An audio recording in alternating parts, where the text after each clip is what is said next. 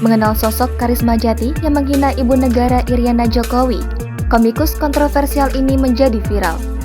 Nama Karisma Jati jadi pembicaraan publik karena cuitan beberapa hari lalu yang menghebohkan di Twitter. Karena cuitan tersebut dianggap warganet merendahkan ibu negara. Dikutip dari tribuntrans.com, ternyata Karisma merupakan komikus yang penuh kontroversi. Sebelum menjadi komikus yang handal, ia merupakan seorang ilustrator dan animator di sejumlah perusahaan.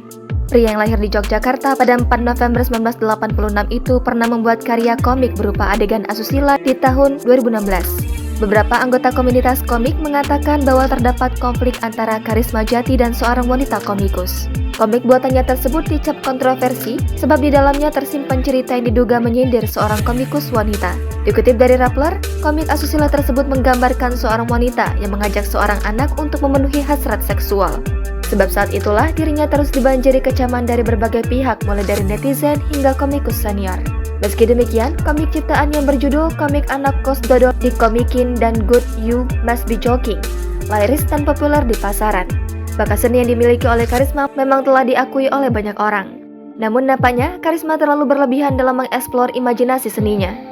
Kini, atas perlakuannya terhadap ibu negara itu membuat warganet ramai-ramai menyarankan Kaisang dan Gibran untuk menindak pelaku tersebut untuk diseret ke proses hukum. Meski demikian, Kaisang dan Gibran menanggapinya dengan santai. Dikutip dari akun Twitter pribadinya, Kaisang menuliskan cuitan yang mengatakan dirinya harus sabar.